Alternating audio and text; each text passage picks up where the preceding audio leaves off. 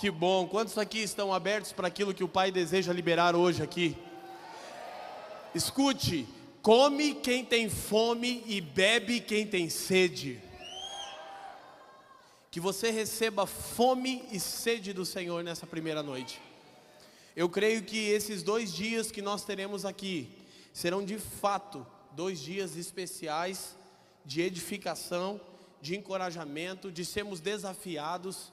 Eu creio que o destino de pessoas será destravado, a fim de que você possa andar sobre a palavra profética que está sobre você. Eu quero te abençoar desde já com o espírito de sabedoria e revelação, para que os seus olhos sejam abertos. Gente, eu estou muito feliz com tudo isso que o Senhor está fazendo na nossa nação. E eu sou parte da família Jesuscope, eu não sou um convidado especial, eu sou da família. E eu tenho tantos amigos hoje aqui, que se eu fosse saudá-los, eu perderia um tempo valioso da minha ministração. Então sintam-se abraçados e saudados, mas especialmente eu quero honrar todo o time do Jesuscope, Douglas e Val, por tudo que vocês estão dando ao Senhor para promover isso para uma geração. A gente começou isso num pequeno retiro, tinha pouco mais de 100 e poucas pessoas, e hoje o Brasil inteiro está recebendo daquilo que está sobre vocês, e eu tenho o privilégio de andar com vocês, ser família com vocês, isso me encoraja demais. Muito obrigado, eu sei o que custa, né Val, aquilo que a gente sente, e isso é maravilhoso. Minha esposa está aqui, gente, a Franciele. Dá um tchau aí, amor, ela não vai levantar de jeito nenhum, gente. Ela já orou por mim, já liberou a palavra profética para mim fluir, como foi ano passado, é um perigo. Meu filhote não veio, o Benjamin. Para quem não me conhece, eu sou Leandro Vieira, de Curitiba, no Paraná. Eu sou parte do presbitério local da base missionária Casa de Oração Curitiba, onde nós treinamos e capacitamos pessoas e oferecemos oração e adoração contínua ao Senhor, num ambiente onde também cuidamos e zelamos por órfãos. Nós vamos falar um pouquinho sobre isso amanhã. Tem algo especial do Senhor desafiando uma geração para se enganjar na causa dele. Quantos querem participar do que Deus está fazendo? Eu estou muito feliz com tudo isso e para mim é muito bom servir na plataforma com esses caras aqui. Graças a Deus tem gente crente no Brasil ainda. Tom, amo você, cara. Por favor, me ajude. Eu falei para o Tom, cara, eu preciso de um tangedor. Estou como Eliseu em 2 de Reis 3,15. Ele precisava profetizar e ele disse: ora pois, trazei-me um tangedor. E as escrituras dizem que à medida que o rapaz tangia o instrumento, a mão do Senhor veio sobre Eliseu e ele passou a profetizar. Eu quero de fato pedir que o Pai nos dê algo especial nessa noite. Feche os seus olhos, por favor. Pai, nós queremos uma vez mais dar-te graças pelo seu Filho. Queremos declarar desta plataforma e para toda essa nação que Cristo Jesus nos é suficiente, Senhor. Estamos totalmente satisfeitos com o dom de Deus chamado Cristo Jesus. Nós queremos centralizar o seu Filho em tudo o que vai acontecer aqui. E Pai, hoje nós levantamos o nome de Jesus mais alto do que qualquer outro nome sobre os céus da nação brasileira, Senhor. Levantamos um estandarte com o nome do seu Filho e declaramos nossa devoção a Ele. Pai, eu também te peço que você libere o seu Espírito e caia sobre nós com sabedoria e revelação. Senhor, eu não posso fazer isso sem o seu Espírito e eu também não desejo fazê-lo. Eu careço da ajuda do seu Espírito. Pai, eu quero pedir que hoje haja cura em milhares de corações aqui e naqueles que ainda nos verão ou os que estão nos vendo pela internet, Senhor. Que uma geração inteira seja colocada dentro daquilo que você está fazendo. Oramos no precioso nome do seu Filho. Amém. Gente, sabe, Jesuscope é sempre uma conferência singular para mim. É sempre um momento onde muitas coisas de Deus são liberadas sobre muitas pessoas. eu tenho andado a nação de acordo com a graça de Deus, e cada cidade do Brasil que eu chego, alguém para e diz para mim: cara, eu assisti um vídeo teu. Eu disse: eu já sei, Jesus Copy, né? Eu disse que o Douglas e a Val, o ministério deles na minha vida foi ser um alto-falante. Eles amplificaram a mensagem que eu carrego, e eu tenho essa dívida com eles. E eles são corajosos, cara, tem que ter coragem. Me dá o microfone nesse negócio aqui, tem que ter coragem. Gente, eu tenho uma carga do Senhor para hoje, e eu quero que você preste atenção em algo. Primeiro, não se movimente. Segundo, não converse. Terceiro, não olhe no WhatsApp e no Instagram enquanto estivermos falando das coisas do Senhor, tá ok?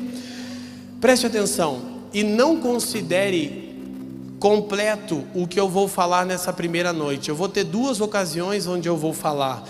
Então eu vou usar as 2 ocasiões, como eu sempre faço, para construir um entendimento. Hoje é a primeira parte. Quantos entenderam? Digam sim. Eu quero que você abra as Escrituras em Efésios. Alguém aqui pensou que seria diferente? Sabe, se você me conhece ou já ouviu, você sabe. E hoje eu vou falar de novo, por que tanta paixão por essa carta? Muitos homens na história, teólogos poderosos, grandes homens de Deus, falaram coisas acerca da mensagem que a Epístola aos Efésios carrega. E uma das coisas que foi dita por um dos teólogos do passado foi que Efésios é a composição humana mais divina que existe. No que tange a texto, a escritos, no pensamento de alguns eruditos, Efésios foi o texto escrito por um homem mais divino que existe. E do que trata essa poderosa epístola? Ela trata acerca daqueles a quem Jesus ama, o seu povo, a sua noiva, a sua igreja. Quem é a igreja do Senhor aqui nessa noite? Você é grato ao Senhor por isso? Sabe, e nós tanto temos abordado ao longo dos anos, são 16 anos, e andando o Brasil e outras nações, e hoje eu quero trabalhar algo que eu confesso que eu relutei um pouco com o Senhor, porque havia tanto desejo no meu coração de falar algumas coisas, mas o Senhor disse: eu quero que você fale sobre a igreja. Eu quero que você traga esperança para uma geração que desacreditou da minha igreja. E Ele me disse: assim como você, há 10 anos atrás não acreditava mais. Hoje eu estou fechando um ciclo de 10 anos do dia que eu disse para Deus: eu estou fora. E do dia que Ele disse para mim: eu vou mostrar para você o que é a minha igreja. E hoje eu me considero um dos caras no Brasil que mais ama e zela pela igreja de Jesus nessa nação. E é difícil alguém zelar mais pela igreja do que eu. Tem que ter muito zelo, cara. E por ter zelo, hoje eu tenho algo para repartir com vocês, com aqueles que nos assistem e com milhares de pessoas que ainda verão o que vai acontecer aqui nesses dias. Eu quero desde já dizer uma coisa. Nós usamos várias expressões contra a igreja do Senhor, e uma que eu muito escuto no Brasil é: a igreja me feriu. Escute, a igreja não. Leandro, a igreja me machucou. A igreja de Jesus não. Ela não fere, ela não machuca. Algumas organizações humanas podem ter feito isso com você. A igreja me abandonou. Escute, a igreja não. A igreja não. E sabe, nós temos como proposta o reino de ponta cabeça, e você vai entender algo. O texto base para aquilo que eu vou trabalhar nessas 2 oportunidades e sessões de palavra está em Efésios capítulo 3. Vamos especificamente para os versículos 9 e 10.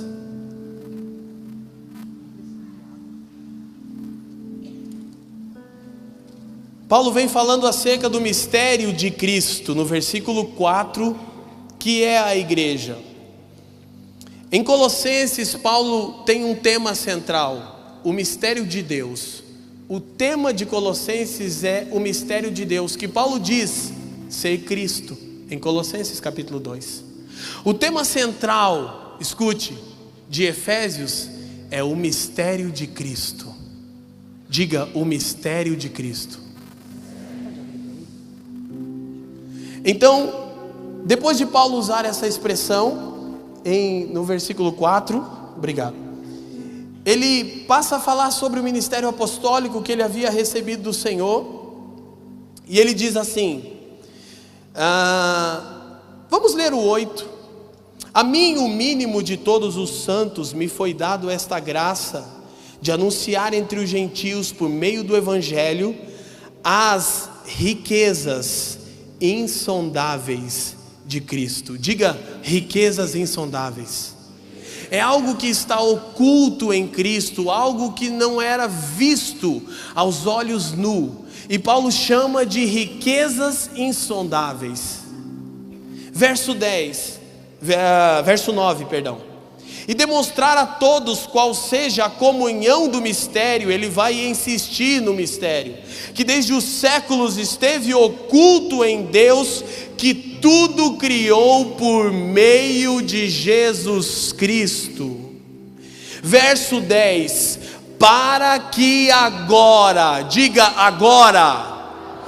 now, diga agora, para que agora, por intermédio da igreja, a multiforme sabedoria de Deus seja conhecida dos principados e potestades nos lugares celestiais, segundo, ou seja, isto está de acordo com o eterno propósito que Ele estabeleceu em Cristo Jesus, nosso Senhor. Queridos, por favor, me dê de presente a sua atenção nessa primeira noite. Paulo está construindo uma revelação que provavelmente tenha sido escrita da prisão. Paulo disse, por esta causa eu sou prisioneiro do Senhor.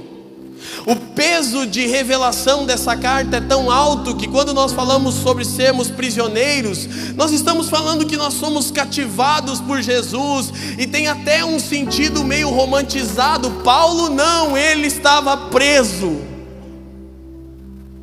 e numa masmorra, ele passou a falar acerca do propósito eterno de Deus e do mistério de Cristo, ou o mistério que estava oculto, ou a insondável riqueza de Cristo Jesus. Então ele disse que ele, sendo o menor, no verso 8, ele diz, o menor de todos os santos. Paulo é fantástico, meu ancião, e eu preciso honrá-lo, e isso é intencionalmente, porque ele está com quase 80 anos, e seus filhos e netos vão sempre ver esse vídeo. Meu ancião irmão Valdemar, a pessoa mais parecida com Jesus que eu já pude conhecer. Ele um dia disse para mim, Leandro, você tem um chamado apostólico, e você tem recebido revelações da parte do Senhor, mas todos querem as revelações de Paulo, porém não as suas aflições. E ele disse, sabe, Paulo uma única vez disse sobre ele, Leandro, ser o maior. Ele disse ser o menor dentre todos os santos. Ele disse ser o menor dentre todos os apóstolos. Ele disse ser o menor dentre todos os servos. E ele disse ser o maior dentre todos os pecadores. Ele disse, meu filho, por favor, aprenda com um apóstolo de verdade. Seja sempre Paulo, o pequeno, em grego. Então Paulo diz: a mim, o menor, o mínimo de todos os santos, eu recebi essa graça de anunciar o mistério de Cristo, as riquezas insondáveis. E aí ele passa a dizer e demonstrar a todos qual seja a comunhão desse mistério que esteve oculto por todos os séculos em Deus, que tudo criou. Note o final do versículo: por meio de Jesus Cristo. Diga: tudo criou por meio de Jesus Cristo. Aí o 10 diz: para que agora por meio da igreja. Cara, por favor, nós precisamos entender o peso do versículo 10. O que Paulo está nos dizendo é que até aquele momento, tudo que Deus Pai havia feito, Ele havia feito por intermédio do seu Filho, Cristo Jesus. E que daquele momento em diante, tudo que Ele faria, seria por intermédio do corpo de seu Filho, a igreja. Por favor, guarde a sua boca para falar acerca da noiva de Jesus. Por favor, não use suas redes sociais para expor a nudez da igreja. Se há alguma área que você percebe que a igreja está carente, ocupe esse lugar, proteja. Sabe o que está acontecendo? Nós vamos trabalhar à medida que o Espírito Santo me permita. E como eu queria umas 5 horas agora. Há 5 minutos atrás eu não queria nem subir aqui para pregar, mas eu confesso que agora eu queria 5 horas. E talvez eu não conseguiria dispensar toda a bomba que está explodindo dentro de mim, de amor pela igreja de Jesus no Brasil, cara. Para que agora, por intermédio da igreja, tudo que Deus fez do Gênesis até o Calvário foi por meio de Cristo Jesus, o seu Filho. E na última etapa dessa obra de Deus, seu Filho tinha um corpo físico. O Verbo encarnou, João 1,14. Mas ele estava limitado a um corpo físico. E ele disse: é melhor para vocês que eu vá. E sabe, os discípulos não entenderam aquela conversa de João 13,14. Porque a melhor coisa que havia acontecido na vida daqueles pescadores e letrados era Jesus, cara. E Jesus disse: convém que eu vá, porque se eu não for, o Espírito Santo não virá. E nós precisamos entender muito, cara, é como se a gente tivesse combinado mostrar esse livro. E nós não combinamos, só Jesus que combinou. Por quê?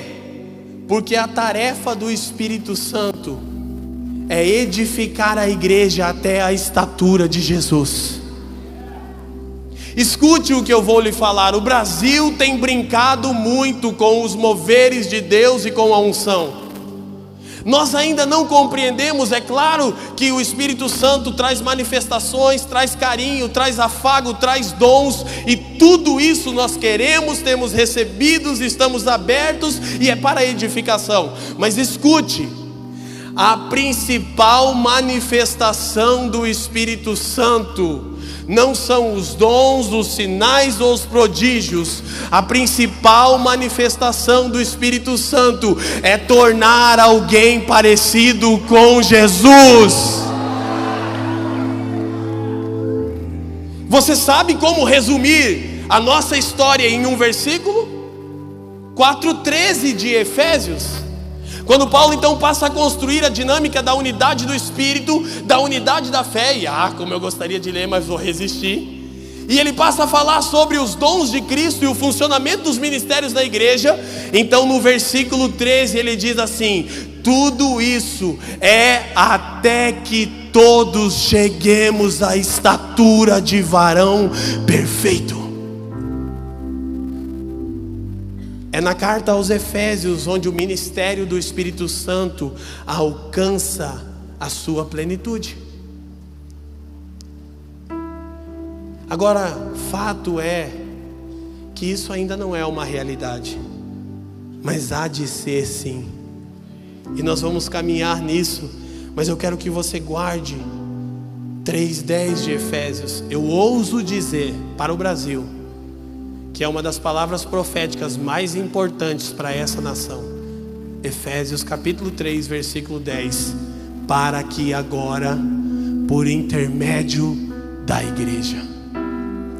Paulo disse que isso é de acordo com o eterno propósito. Olha como Deus pensou o eterno propósito. Deus pensou assim: de Gênesis 1 até Mateus 28, tudo que eu fizer, vou fazer por intermédio do meu filho.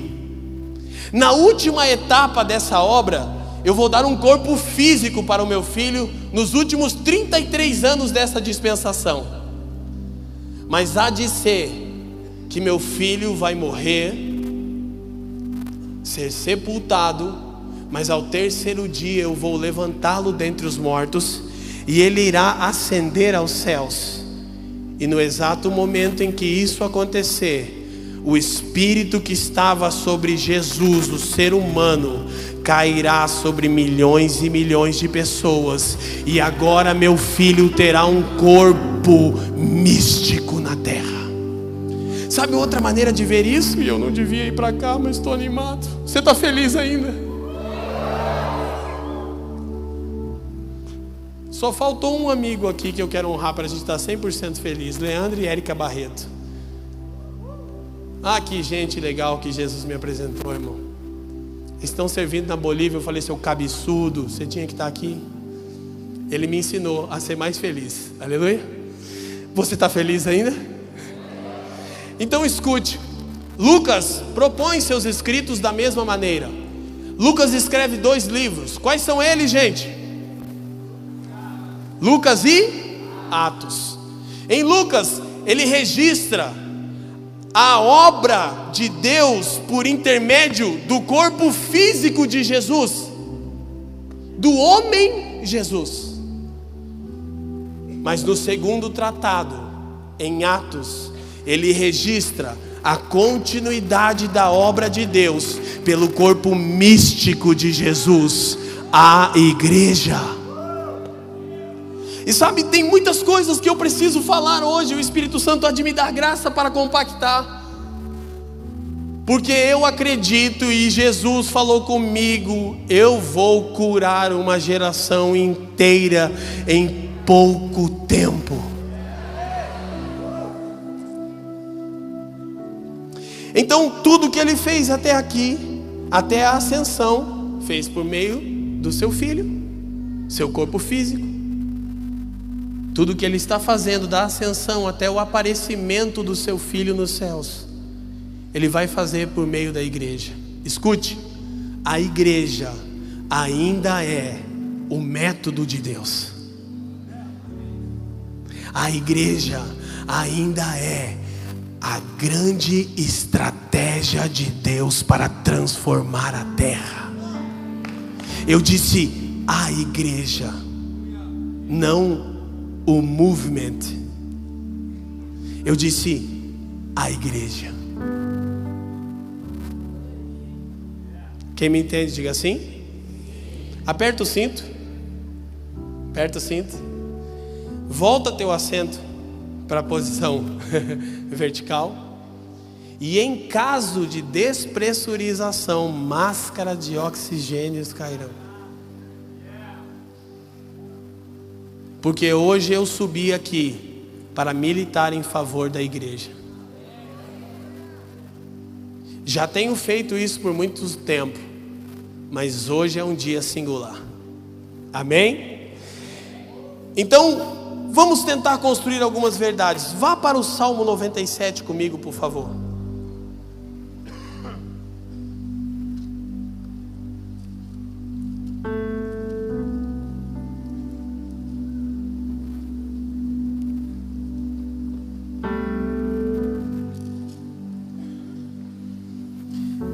Verso 2 diz: nuvens e escuridão estão ao redor dele, justiça e retidão são as bases do seu trono. Então note uma coisa, o que esse texto está nos dizendo?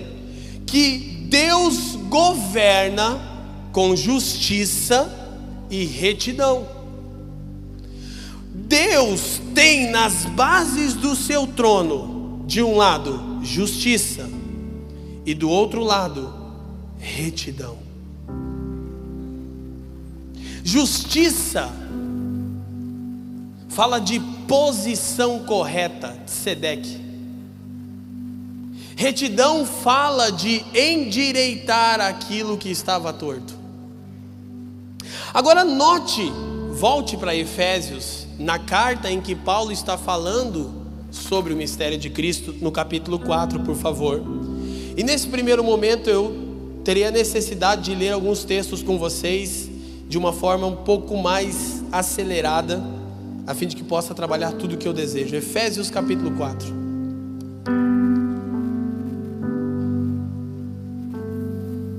Lembre-se, na carta aos Efésios, Paulo está falando sobre a natureza, vida e vocação da igreja. Diga: natureza, vida e vocação da igreja.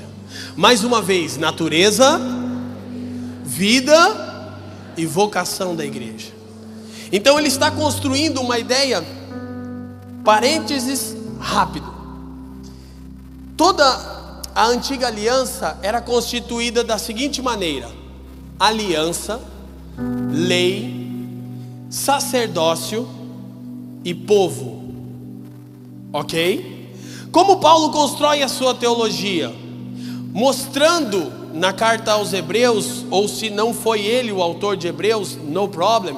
O assunto da carta aos Hebreus é como houve a mudança da aliança e do sacerdócio.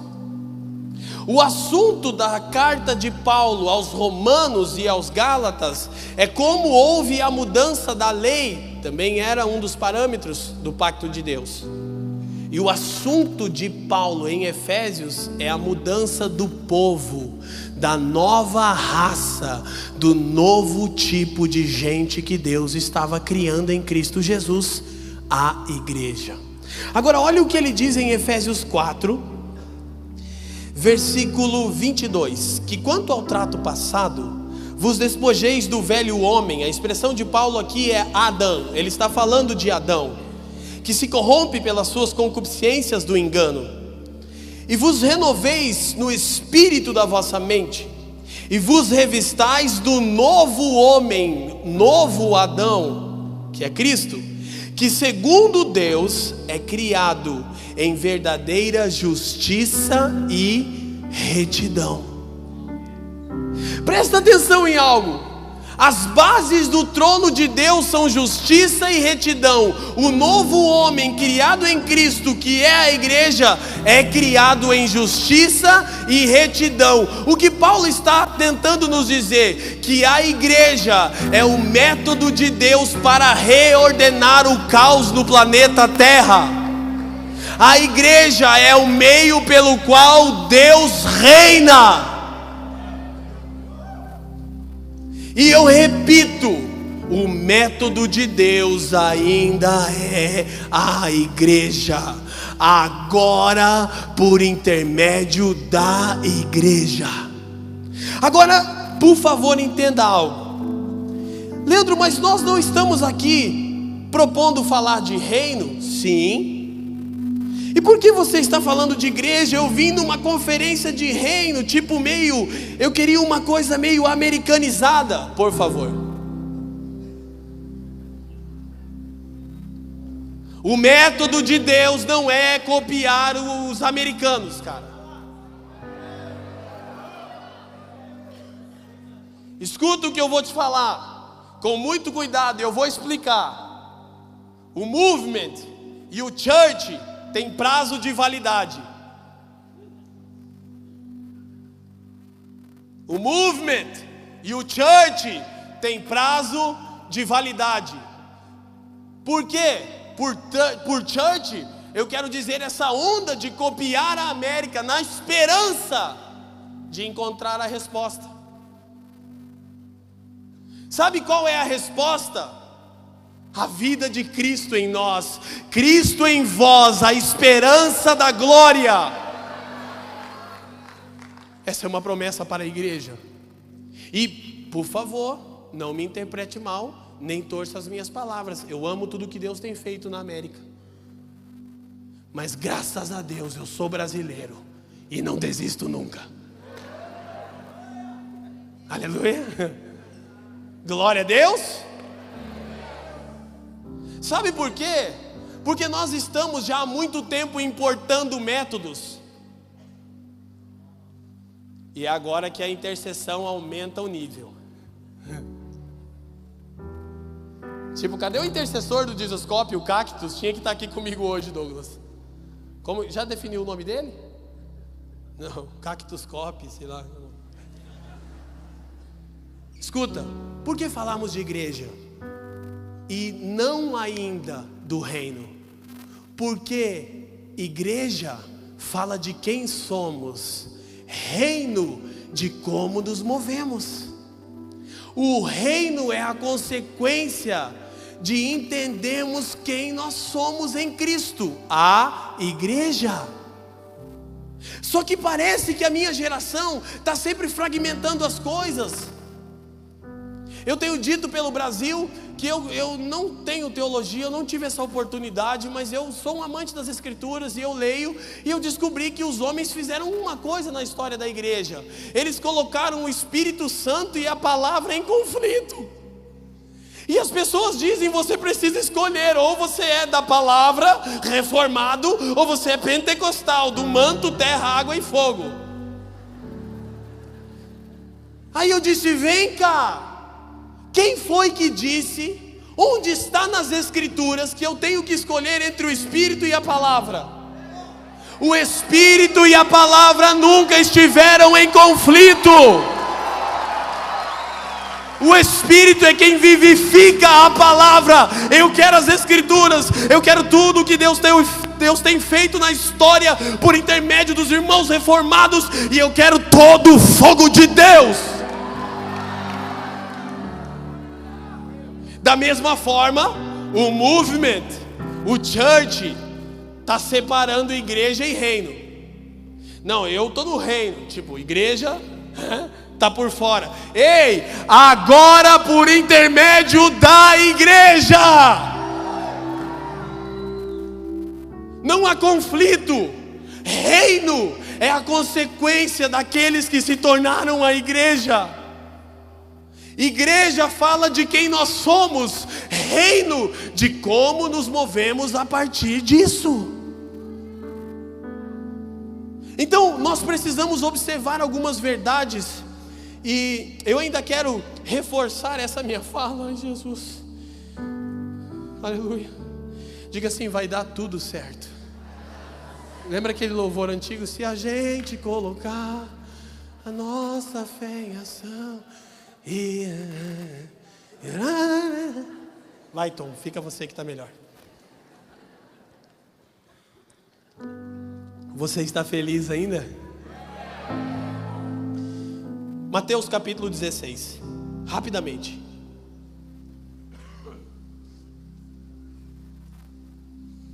Escute, não entenda o que eu estou falando hoje como a conclusão. Eu tenho mais um período amanhã, aleluia. Posso ouvir um glória a Deus? Mateus 16. Eu vou dar uma chave de entendimento para vocês. Mateus 16 compreende os 4 fundamentos do Novo Testamento. Eu não vou ler todo o texto, vou ler só os versículos e explicá-los rapidamente. Versículo 16, eu espero que você conheça essa passagem das Escrituras. Diz assim: e Simão Pedro respondendo disse: Tu és o primeiro fundamento do Novo Testamento, primeira grande revelação do Novo Testamento, Cristo, o Filho do Deus vivo. Aleluia. Verso 18: também eu te digo que tu és Pedro, e sobre esta pedra eu edificarei a minha igreja, e as portas do inferno não prevalecerão contra ela. Segundo o fundamento do Novo Testamento, segunda grande revelação, igreja. Diga: Cristo, a igreja. Verso 24: Então disse Jesus aos seus discípulos: se alguém quiser vir após mim, renuncie-se a si mesmo, tome sobre si a sua e siga-me, a sua cruz e siga-me. Terceiro fundamento e terceira grande revelação: a cruz. Diga Cristo, a igreja, a cruz. Verso 28. Em verdade vos digo que alguns há dos que aqui estão, que não provarão a morte, até que vejam vir o Filho do Homem no seu reino. O que é o reino? É a consequência de ter recebido de Deus Pai, por intermédio do Espírito, uma revelação sobre Cristo, o Filho do Deus vivo. Essa revelação te insere numa nova humanidade, numa nova raça, numa nova realidade chamada igreja. Nessa nova perspectiva, você é chamado a viver crucificado para si. E quando você vive assim, você manifesta o reino de Deus. Cristo, a igreja, a cruz e então o reino.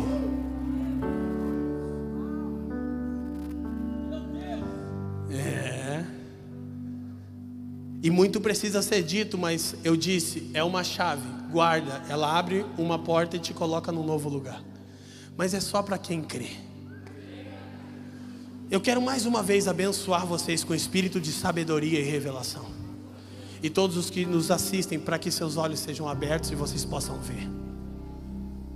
Aleluia. Agora entenda, nós precisamos pensar muitas coisas e repensar e reimaginarmos a igreja.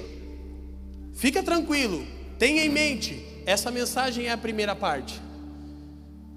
Tanto eu vou colocar algumas questões que nós precisamos repensar, como o que Jesus está fazendo, para então depois poder continuar à medida que o Espírito Santo me permita. Agora escute, sabe qual tem sido o nosso problema? Que nós estamos sempre procurando métodos ou fórmulas, e eles não são ruins em si mesmos. Muitos deles serviram ou até servem para relembrar princípios bíblicos. Mas se eles se tornarem messiânicos, eles se tornam um grave problema. A visão é Cristo Jesus.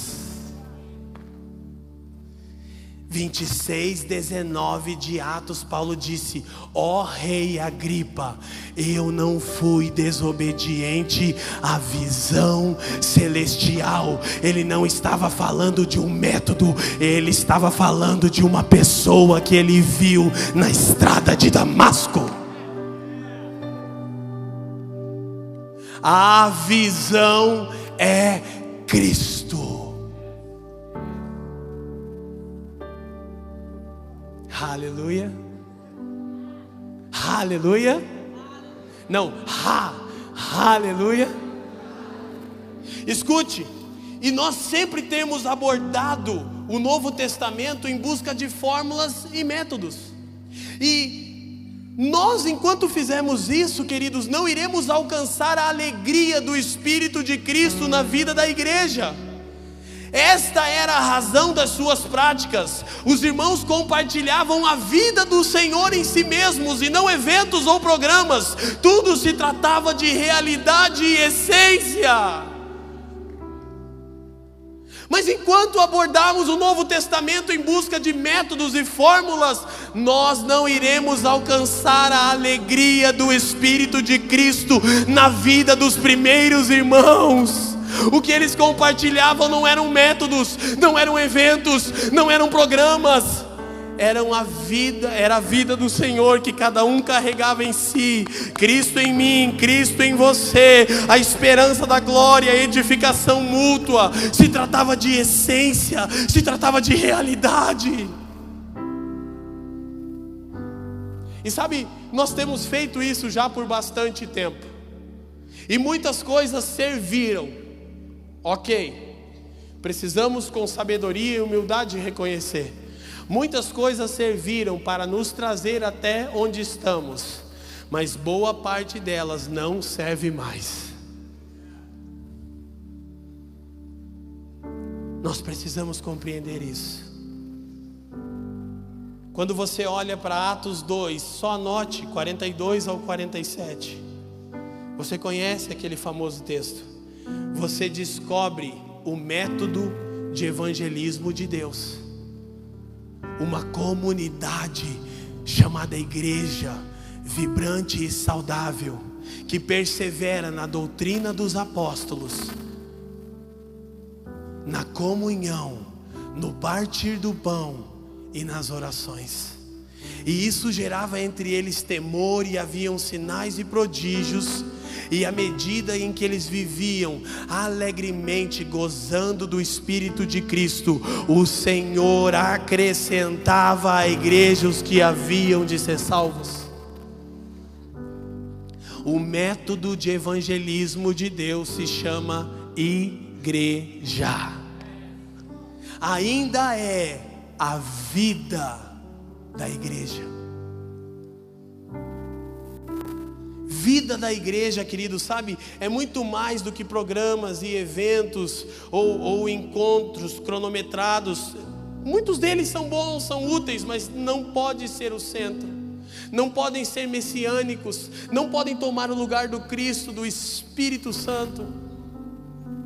A igreja é um organismo vivo, ela é um corpo. Não podemos sufocar ela. Quem me entende, diga assim.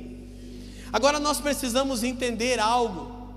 Anote Mateus capítulo 21. E eu não irei ler por causa do tempo. Eu quero que você se atenha a algo. Mateus capítulo 21 fala sobre a identidade da igreja.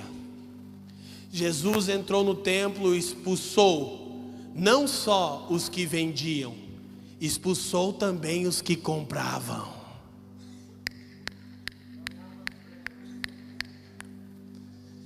Ele está entrando de novo na sua casa para expulsar não só os que vendem, mas os que compram também. Não só os que vendem o evangelho, mas os que financiam esse mercado evangélico podre. E ele entrou e disse: a minha casa será chamada casa de oração para todos os povos. Mas vocês a converteram num covil de salteadores. Escute, ou somos uma casa de oração, ou somos um covil de ladrões. Das duas, uma. E ele está com zelo resgatando a sua igreja. Lembre-se do que eu estou falando.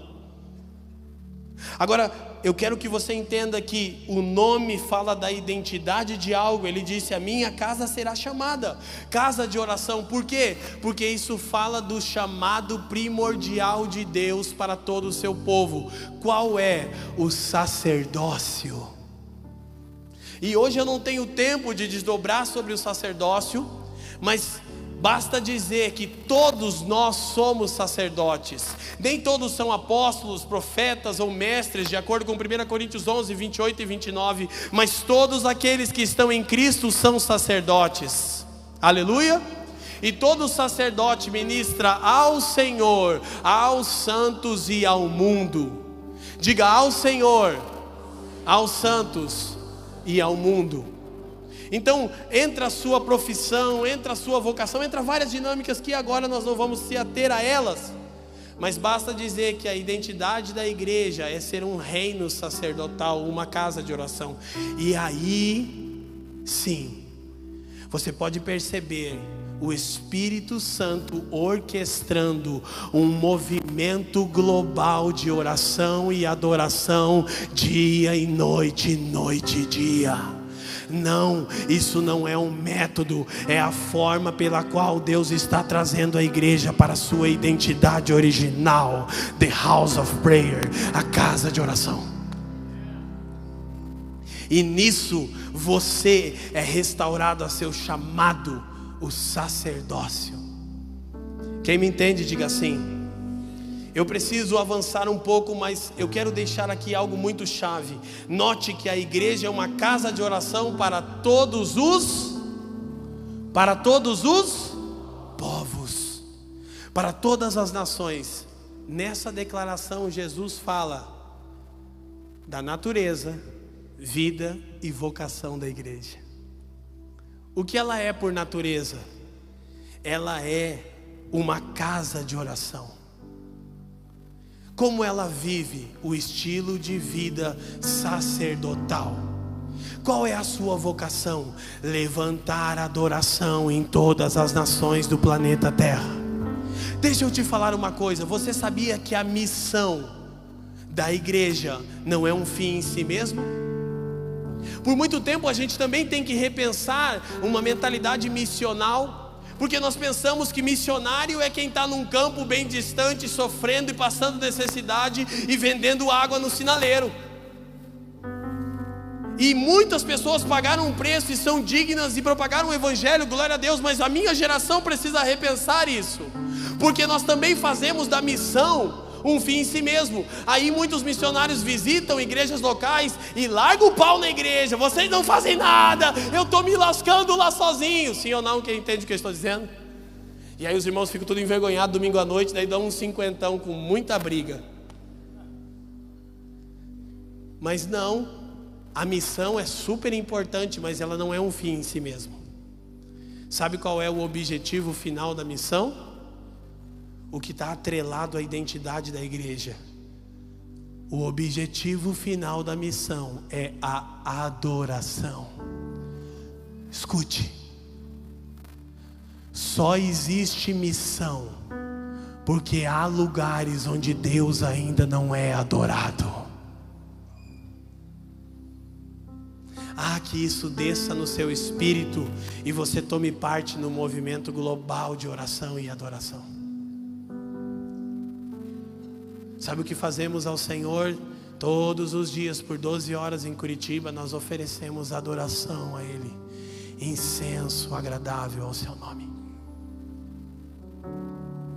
Ele está orquestrando isso no mundo inteiro e tem irmãos mais experimentados do que nós que estão nos ensinando.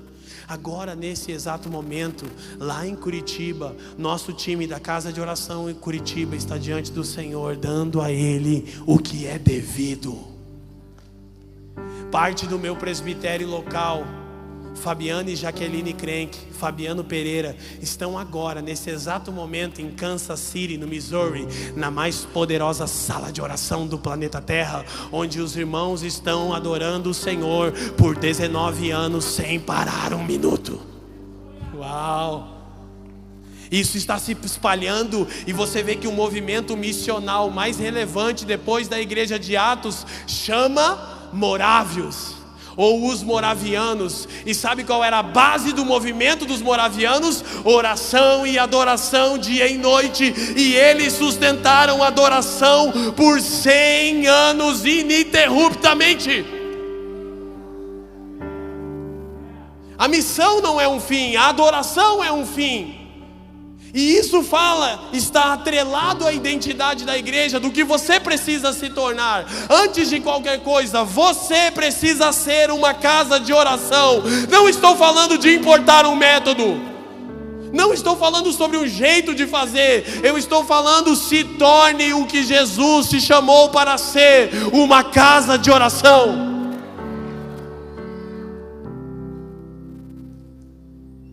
O objetivo final da missão é a adoração. Só existe missão porque há lugares nas nações, nas tribos e nos povos onde Deus ainda não é adorado e reconhecido como o único Senhor.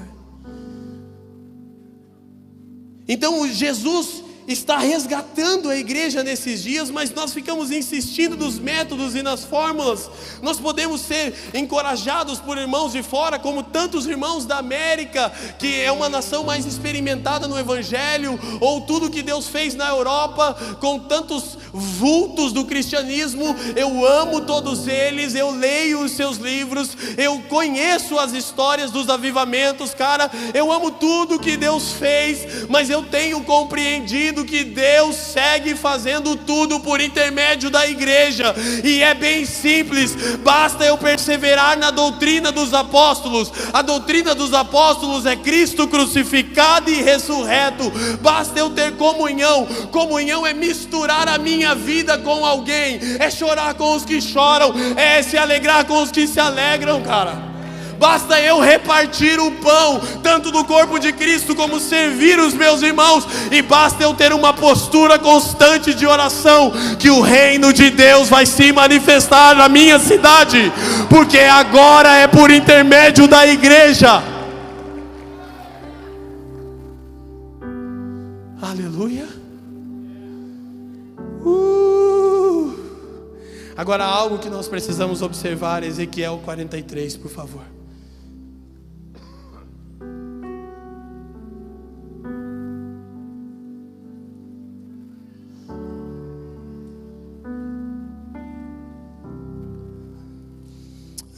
Cara, Jesus vai curar uma geração inteira de um trauma.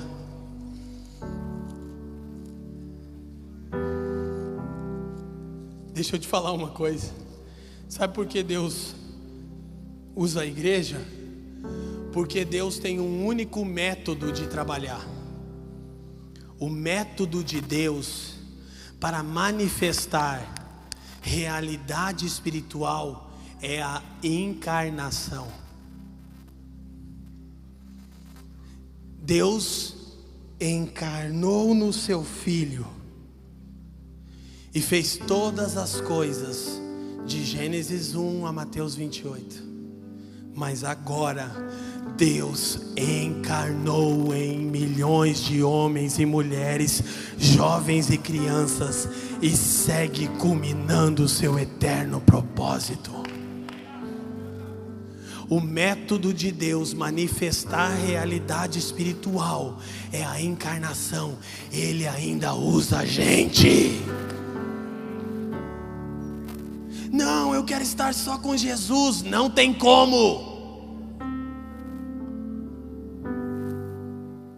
Não tem como você querer ter comunhão com o corpo sem ter comunhão com o cabeça. É Ele que dá vida e orienta o corpo. Aleluia.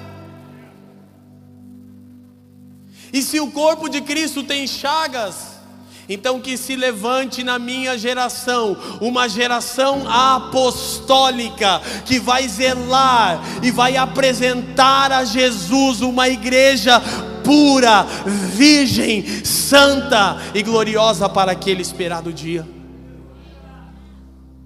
Não mais vamos expor a vergonha da igreja, vamos cobrir.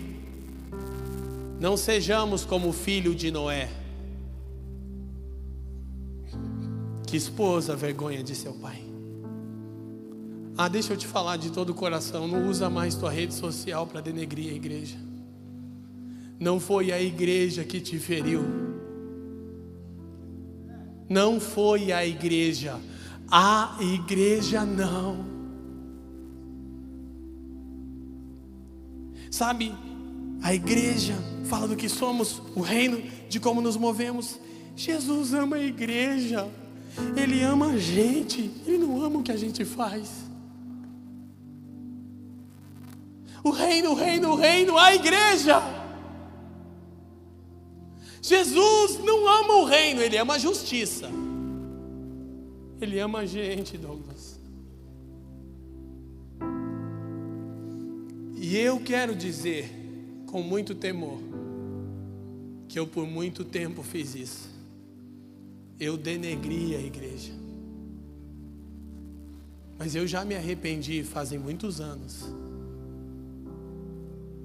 Mas publicamente eu quero dizer mais uma vez, eu quero pedir perdão para a igreja do Brasil por todas as vezes que eu feri pessoas, porque estava machucado, não pela igreja, mas por pessoas que não tinham o sentimento que houve em Cristo Jesus. Mas hoje quando alguém chega até mim e diz assim, cara, estou machucado com a igreja, eu digo, a igreja não, vem cá, vou te mostrar o que é a igreja, vem cá, chora aqui. Isso é igreja, cara. Meu Deus, eu posso falar coisas aqui tão poderosas que as pessoas poderiam achar que é uma heresia, mas eu vou ter que falar. Mas fique em Ezequiel 43. A igreja tem poder para perdoar pecados. A igreja tem poder. Se confessarmos as nossas culpas, os nossos pecados uns aos outros, nós seremos curados. Escuta uma coisa aqui, em João capítulo 20, só anota, você está em Ezequiel. Jesus ressurreto sopra sobre os discípulos e diz assim: recebam do Espírito que está em mim. E sabe qual é a próxima coisa que ele diz? Os pecados de quem vocês retiverem serão retidos, mas os pecados de quem vocês perdoarem, liberarem, soltarem, deixarem ir, serão perdoados. Por quê? Porque agora tudo que o Pai vai fazer daqui para frente, vai fazer por intermédio de vocês, o meu corpo.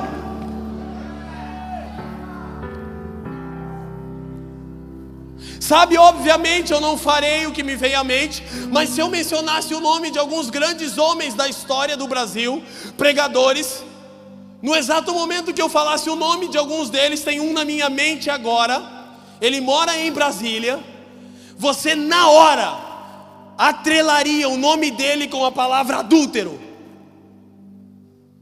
E aí hoje esse irmão está cheio de mágoas e rancores, porque por 20 anos a igreja retém o pecado sobre ele.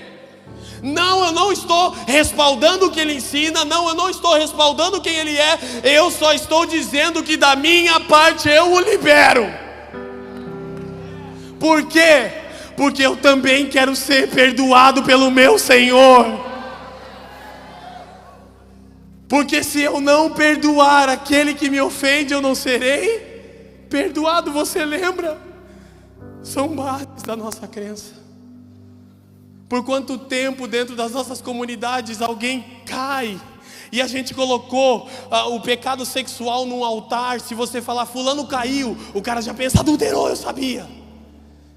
É como que só isso fosse pecado. Tem gente avarenta, servos de Mamon.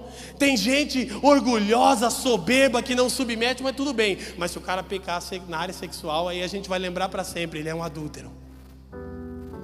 E ele nunca mais será visto como nós. Só que o nosso Deus chamou um adúltero e assassino de homem segundo o coração dele, Davi. Não era só um adúltero, ele era um assassino. E Deus disse: achei! Graça! Graça, graça. E se você precisa, receba graça, receba graça, receba graça, igreja brasileira, receba a graça de Deus em Cristo Jesus. Se hoje você está nessa conferência frio e com o seu coração endurecido, se você está nos assistindo, eu quero dizer: nós perdoamos você, somos um com você. Levante-se. Aleluia. Mas eu preciso correr. Então veja Ezequiel 43. Sabe por que eu tenho poder para perdoar pecado? Porque eu ando e me movo no mesmo espírito que Jesus andava e se movia. Ele: recebam o Espírito Santo e lembrem de qual espírito eu sou. E sabe qual será a consequência de nos perdoarmos mutuamente, André? Os sinais e prodígios voltarão para o meio do povo de Deus. Sabe por quê? Tinha no esboço essa parte. Você lembra quando Jesus curou o paralítico? Que abriram o telhado e desceram ele? É um dos textos que o Ben gosta, né? Ele ficou bem chocado com essa história a primeira vez que ouviu. Eu não disse, mas eu preciso dizer aqui para ficar registrado: meu filho é um dos mais poderosos profetas do Brasil. Ele tem 5 anos, aleluia. E eu amo ele, ele é demais. Ben e a mim. Mas escute. Quando Jesus curou aquele paralítico, ele disse assim: homem, perdoados estão os teus pecados. E os fariseus murmuraram. E ele disse: então vocês não acreditam que eu tenho poder para perdoar pecados? Para que eu tenho poder? Para fazer milagre? Qual é o objetivo do poder do Espírito que está em mim? Perdoar pecados. Mas para que vocês saibam que eu tenho poder para perdoar pecados, get up! Levanta e anda. Quando nós nos protegemos e nos perdoarmos, os sinais e prodígios voltarão para o meio da igreja e o reino será manifestado. Por quê? Porque agora é por intermédio da igreja. E o que a igreja é? Ela tanto é uma família para o pai, quanto é uma esposa para o filho, quanto é uma casa para o espírito. Aleluia. Efésios 2:19, Efésios 2:22, Efésios 5:27. Família para o pai, esposa para o filho, morada para o Espírito Santo. Glória a Deus. Você está feliz ainda? Você está com a igreja de Jesus, e aqui você é amado. Então Ezequiel 43 há uma palavra de ordem para nós. Diz assim: tu, pois, ó filho do homem, verso 10. Tu, pois, ó filho do homem, mostra à casa de Israel esta casa, ou este templo, para que se envergonhe das suas maldades e meça o modelo. Diga: meça um modelo. Escuta, eu já vi que eu não vou poder ir até onde eu queria, então eu vou parar na hora certa e vou continuar amanhã cedo, aleluia.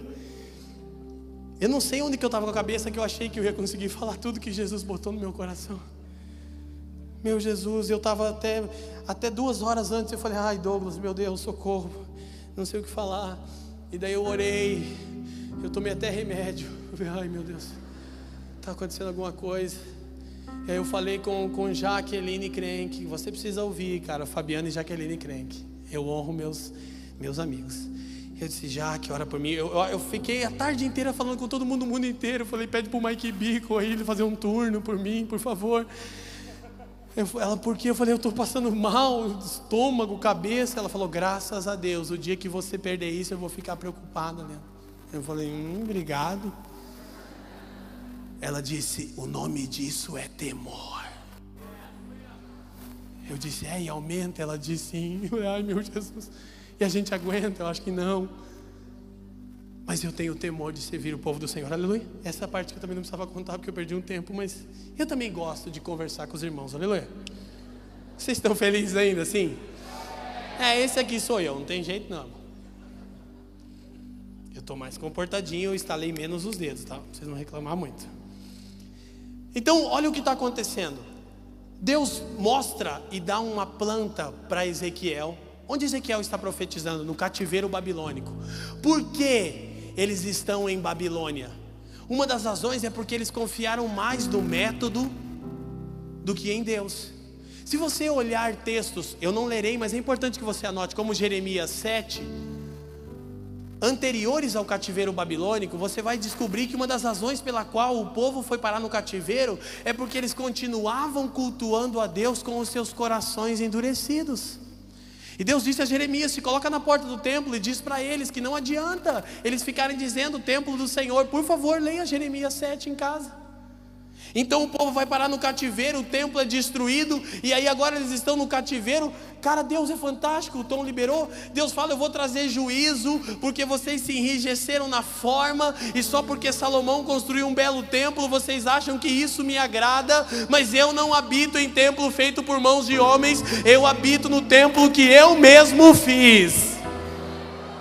E a propósito, uma dosezinha maior de propósito eterno. Só há duas coisas na Bíblia que Deus fez com suas próprias mãos: o homem, em Gênesis 1:26, e a nova Jerusalém, em Hebreus 11, do 8 ao 10. Ele é o arquiteto e construtor. Só tem duas coisas que ele fez com suas mãos: você e a cidade que vai descer do céu, e Deus habita em ambos. Mas o templo, no período de Israel, era uma figura, uma metáfora. Então simbolizava uma realidade que hoje nós experimentamos, ou ao menos deveríamos. Mas eles confiaram mais naquilo, então foram parar no cativeiro. E aí, quando no cativeiro acharam que Deus havia esquecido deles, Deus diz: eu é que sei os pensamentos que tenho sobre vocês. O Jeremias profetiza: Deus vai trazer juízo e espada, e o povo não crê. Aí quando chega o cativeiro, Jeremias diz: fica tranquilo, Deus vai tirar vocês daí. São os profetas. Eles veem primeiro. Eles eram chamados de vidente, aqueles que têm a capacidade de ver. Aí Deus levanta um profeta junto aos rios de Babilônia, Ezequiel. E o que Deus dá para ele? A planta, o desenho, o modelo do templo celestial. E depois você vai ver que a construção desse templo vai fazer que do trono saiam águas. E essas águas, por onde quer que passam, elas trazem vida a tudo que estava morto. Sabe o que é aquela figura? Da igreja. O rio que Ezequiel entra é o que Jesus disse: aquele que crer em mim, do seu interior fluirão rios de águas vivas. Por quê? Porque agora é por intermédio da igreja. Então olha o que ele diz. Primeiro ele diz: mostra a casa de Israel. Mas a expressão que ele usa em hebraico é a ideia de um insight, de uma coisa como essa aqui. Look at me, olhe para mim. Ezequiel, mostra. E olha o que ele diz no versículo 11. E a condição: envergonhando-se eles de tudo quanto fizeram, faze-lhes saber a forma desta casa, suas figuras, entradas, saídas, todas as suas formas, seus estatutos, suas formas, suas leis. Escreve isto aos olhos deles, para que guardem todas as suas formas e os seus estatutos e os cumpram. Você ficaria chocado com o texto original. Quando Deus diz escreve aos olhos deles, Ele está fazendo algo que nos lembra... nós temos um jargão, um costume de quando nós estamos falando algo para alguém e a pessoa não está compreendendo, nós dizemos assim: você quer que eu desenhe? Quem lembra disso? O texto hebraico original, Deus estava dizendo: Ezequiel, desenha. Só que primeiro ele disse: mostra. Só mostra um insight do que verdadeiramente é a minha casa. Os rios de vida, a transformação, o método pelo qual eu vou ressuscitar tudo aquilo que morreu por causa do pecado. E se eles se arrependerem das suas maldades, quais são as maldades? De tudo aquilo que a gente construiu até aqui fora do modelo original, fora do desenho. Quem está entendendo, diga assim. Só o modelo do céu trará a realidade do céu. Há um tabernáculo no céu, e Hebreus capítulo 8 explica isso. Mas nós vamos seguir adiante amanhã com isso. O que eu quero que você entenda: se hoje gerar arrependimento no nosso coração por esse pequeno insight do que é a casa de Deus, Ele vai dar à igreja brasileira uma planta, um desenho. Ele vai levantar homens apostólicos que entendem da edificação, da estrutura e do modelo original da igreja. Eu oro para que vocês sejam batizados com o Espírito apostólico, com a capacidade de edificar a casa de Deus. Quem está entendendo o que eu estou dizendo, diga assim. Então nós vamos terminar agora. Vá para Marcos capítulo 5. Eu dei um salto naquilo que eu organizei para que eu possa voltar amanhã, mas eu preciso terminar aqui. Marcos 5. Quem está sendo edificado aqui? Quem está sendo encorajado aqui? Você está hoje aqui para receber a vida de Jesus que emana da sua igreja. Receba vida de Deus agora. Aleluia. Marcos capítulo 5.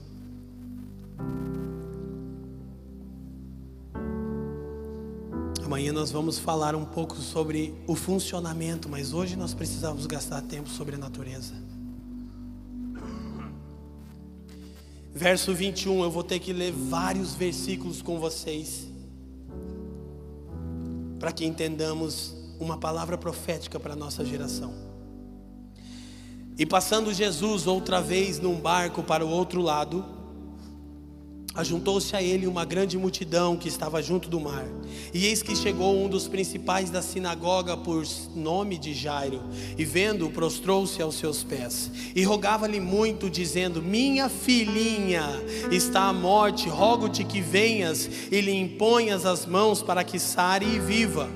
E foi com ele e seguiu uma grande multidão que o apertava. E certa mulher que havia, quantos anos, gente? 12 anos, que tinha um fluxo de sangue. Ela tinha um problema de perder vida, e ela não podia ter mais intimidade com nenhum homem. Era um problema de perca de vida pela falta da intimidade. Escute, por favor. Verso 26, quem está comigo diga assim: e havia padecido muito com muitos médicos e gastado tudo que tinha, de nada lhe aproveitava, antes ia pior. Ela havia gastado tudo com os homens, mas não recebia vida. Ouvindo falar de Jesus, veio por detrás, entre a multidão, e tocou na sua veste, porque dizia: se tão somente tocar nas suas vestes, sararei. E logo se lhe estancou a fonte do sangue, e sentiu no seu corpo já estar curada daquele mal. E logo Jesus, conhecendo que poder de si mesmo saíra, voltou-se para a multidão e disse: quem tocou as minhas vestes? E disseram os seus discípulos: vês que a multidão te apertas e dizes: quem te tocou, cara? Tem 15.000 pessoas aqui. E ele olhava em redor para ver quem o fizera. Ele sabia que alguém tinha tocado ele diferente, cara. Sabe uma coisa, segura aqui. O judeu usa um manto, e na orla desse manto, de acordo com Números 34, ele fazia bordas. E aquelas bordas eram para lembrar o judeu que eles deveriam amar a Deus com toda a sua força. Sabe onde aquela mulher tocou? Na paixão que Jesus tinha por Deus, cara. Na orla do seu manto, onde estavam os tzitzi, filactérios. Deus disse: você fará bordas para lembrar de amar o Senhor. E cada vez que um judeu olhava para a borda, ele dizia: eu preciso amar a Deus com tudo o que sou. E naquele dia aquela mulher tocou no amor de Jesus pelo Pai. Ela foi curada. Mas sabe? Então diz assim, o verso 33. Quem está comigo diga assim: então a mulher, que sabia que lhe tinha sucedido, temendo e tremendo, aproximou-se, prostrou-se diante dele e disse-lhe toda a verdade. E ele lhe disse: filha, a tua fé te salvou, vai em paz e ser curada do teu mal.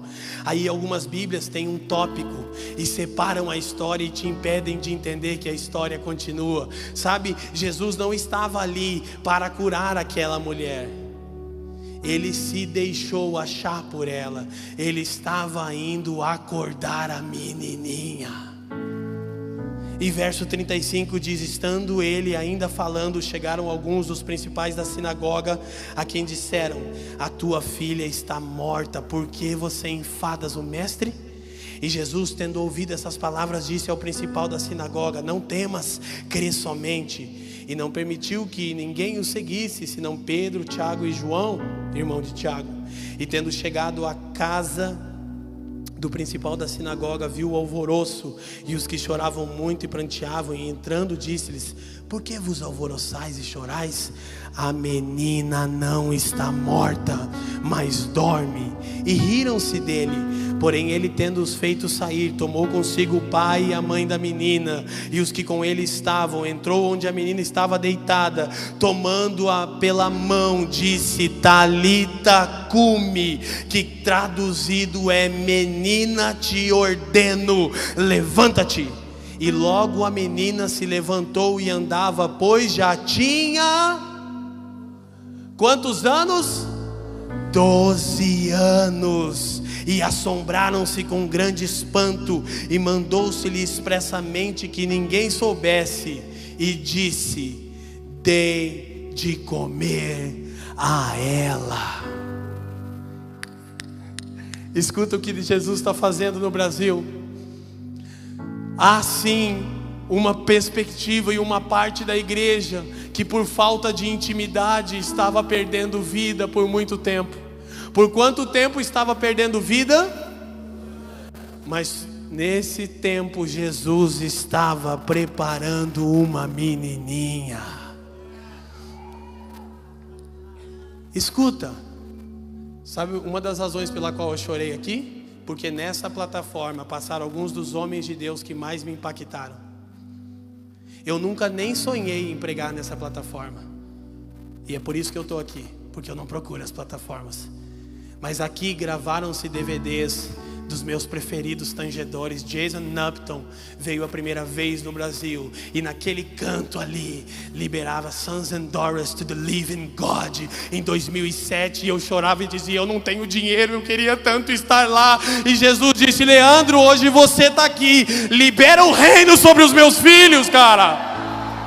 E eu disse: Jesus, como é isso? Ele disse: é porque todo o tempo que a mulher estava perdendo vida, escute, eu não desisti da mulher, mas ela terá que atravessar a multidão e me tocar, porque eu estou vindo levantar a menininha. Eu não desisti nem da mulher nem da menininha. Ele está abrindo uma oportunidade para aqueles que perderam vida. Sabe o que te machucou? Não foi a igreja, foi a falta de conhecer o Senhor. Porque quem conhece o Senhor não se ofende com o seu corpo. E ela estava perdendo vida, e uma geração inteira está criticando e dizendo: a igreja está desviada. A igreja não. A igreja é adúltera, pelo amor de Deus, não chama a esposa de Jesus de adúltera. A igreja não. Mas sim, boa parte da igreja vem perdendo vida. E alguns dos que aqui estão assim e que nos assistem. Mas hoje Jesus está te dando a oportunidade de tocar nele e receber cura. A mulher tem que tocá-lo. A menininha, ele veio tocar. Ah, cara, feche os seus olhos, sentado mesmo. Pai, eu quero te pedir que você possa liberar o seu espírito agora de uma forma especial. Libera a cura, Senhor, libera a cura, Senhor, libera a cura. Libera a cura agora, Senhor. Libera cura sobre a igreja brasileira. Jesus, nós profetizamos cura. Senhor, restaura relacionamentos. Senhor, traga os filhos pródigos para casa de novo, porque agora é por intermédio da igreja. Há uma geração inteira desigrejada, Senhor. Traga eles para casa de volta. Traga-os para casa. Nós chamamos vocês de volta. Nós somos a sua família. Nós somos a sua família. Somos seus pais, somos suas mães, somos seus irmãos. Nós somos. Jesus, cura o fluxo de sangue agora na vida dos meus irmãos aqui. Se você precisa de cura, fique em pé no seu lugar. Se você foi machucado na sua jornada, fique em pé onde você está. Você precisa tocar o Senhor. Ah, Jesus, eu quero pedir cura sobre essas pessoas agora, Senhor.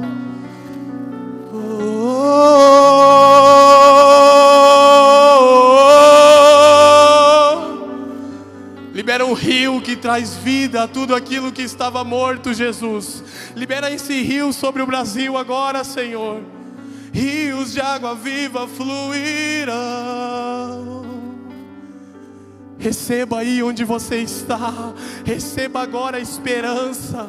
Receba agora a cura. Receba a alegria. Receba a alegria da salvação de novo. Deus é especialista em fazer tudo novo de novo. Tudo novo de novo. Tudo novo de novo. Ele está dizendo: lembra, pois, de onde caístes e volta. Senhor, semelhantemente eu peço por aqueles que estão dormindo também. Desperta os que dormem, ressuscita os que estão mortos. Como Melquisedeque Gomes tem liberado, desperta os que dormem, ressuscita os que estão mortos. Aqueles que não discernem o corpo. Essas são as duas características de quem não discerne o corpo. Paulo disse em 1 Coríntios 11, 22 e 23: por isso há muitos fracos e doentes, e não poucos que dormem. Aquela mulher estava doente e a menininha estava dormindo. Paulo não está falando de morte, ele diz poucos que dormem, não que dormiram. Ele está dizendo de irmãos que estão numa sonolência de apatia.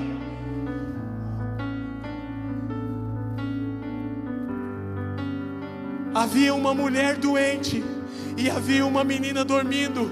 E Paulo diz: quem não discerne o corpo de Cristo causa doença e sonolência espiritual. Ele diz: esta é a razão. Senhor, dá-nos discernimento do corpo de Cristo agora. Eu peço sobre os meus irmãos aqui, Senhor.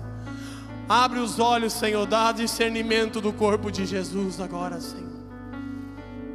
Receba aí onde você está.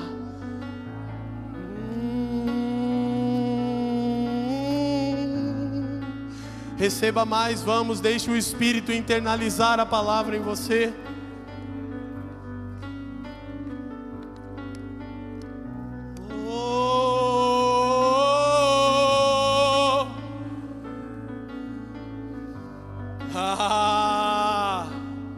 Let it flow, let it flow, let it flow, Tom. Deixa fluir, deixa fluir, deixa fluir.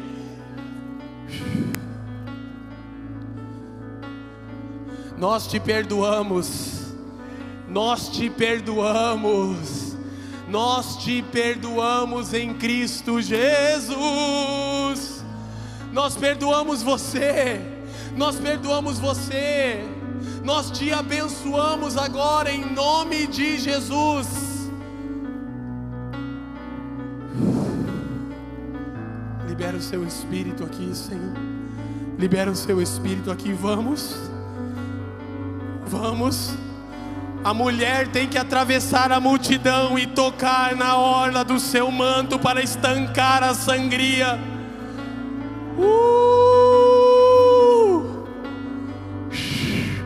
Os intercessores e os convidados que são pastores, se vocês quiserem, ponham a mão em algumas pessoas. Eu sei, nós não temos tempo, mas cara, deixe o Espírito Santo fluir. André, vamos fazer isso, cara. Toquem em algumas pessoas, o time de intercessão. Vamos, vamos, vamos, vamos, vamos, Tadeu, vamos, vamos. Se você precisa, você pode vir aqui, nós vamos orar por você. A igreja não te feriu, a igreja não te magoou, a igreja não te machucou, a igreja não. Nós temos só 2 ou 3 minutos. Então por favor, por favor, por favor, deixa o Espírito Santo te alcançar aí agora. É uma noite de cura, é uma noite de restauração.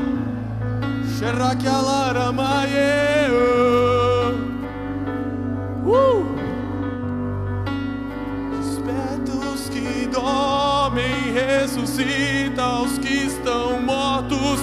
Desperta os que dormem, ressuscita os que estão mortos. Desperta os que dormem, ressuscita os que estão mortos. Desperta os que dormem. Vamos, Tom! Vamos, Brasil!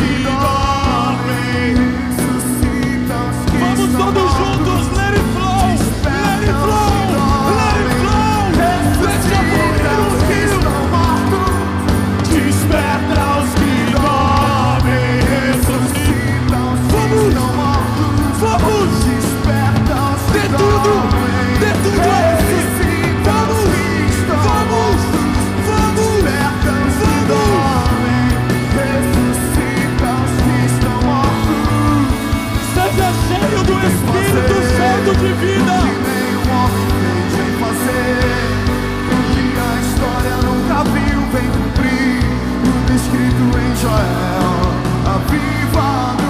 Aviva-nos vem fazer, o que nenhum homem fez Sobre o seu passado, não vou mais olhar atrás.